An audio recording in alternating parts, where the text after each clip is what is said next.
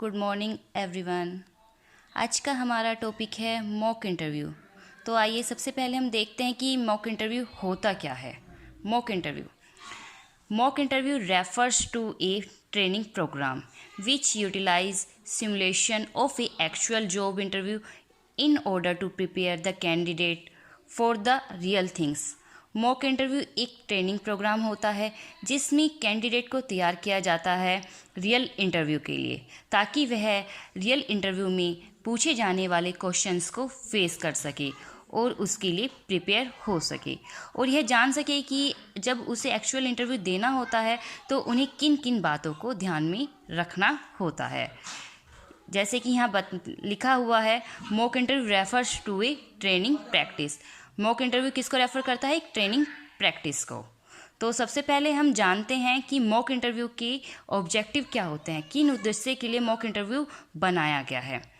तो इसमें आता है, provide the candidate with important skill to handle an upcoming interview. इसमें कैंडिडेट को वे स्किल दी जाती हैं, यानी कैंडिडेट को उन कौशलों के द्वारा तैयार किया जाता है जिससे वह आगे अपनी इंटरव्यू के लिए तैयार हो जाए और अपने आगे फेस करने वाले इंटरव्यू में सही तरह से खुद को हैंडल कर सके और सही आंसर दे सके। तो provide the candidate with important skill to handle on upcoming interview. तो ये होता है ऑब्जेक्टिव मॉक इंटरव्यू का। इस तरह से मॉक इंटरव्यू काफ़ी सारे उद्देश्यों की पूर्ति करता है। Now the point is do, यानी हमें मॉक इंटरव्यू को फेस करते समय किन किन चीज़ों को करना चाहिए, वे बातें जिन्हें हमें याद रखनी चाहिए। तो सबसे पहले इसमें आता है द पिच ऑफ वॉइस, यानी हमारी आवाज़ की पिच, हमारी आवाज़ किस लेवल पर होनी चाहिए।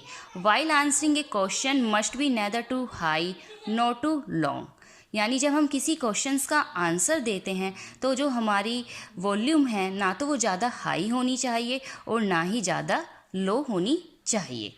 जैसा कि आप जानते हैं कि यदि हम कहीं कन्वर्सेशन कर रहे हैं तो हमारी वॉल्यूम सबसे ज़्यादा मायने रखती है। और आता है दूसरा, the answer should be clear, यानी जो हम आंसर दे रहे हैं वो ना ज़्यादा लेंथी हो ना ज़्यादा बियॉन्ड ऑफ कंसेप्ट हो, यानी कंसेप्ट से दूर नहीं होना चाहिए। हमारा आंसर जितना सामने वाला पूछता है उसी के दरमियान होना चाहिए। अब आता है answer after listening the questions.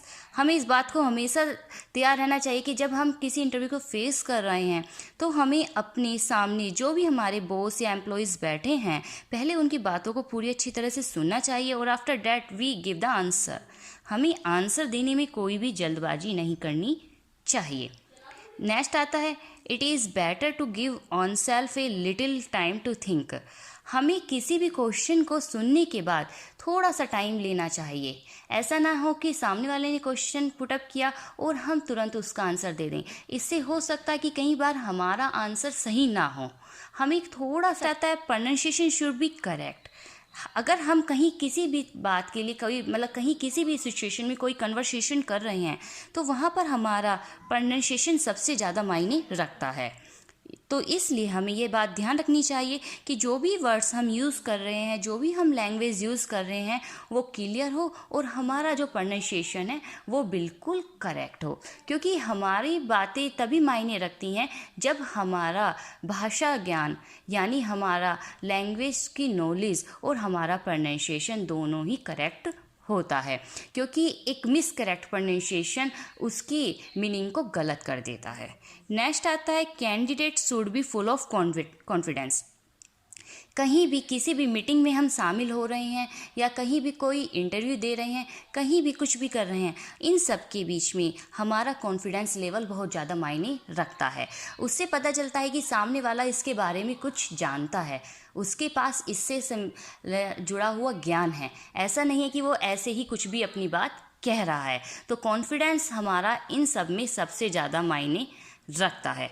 तो ये वे सब चीज़ें हैं जो हमें इंटरव्यू के दौरान याद रखनी चाहिए।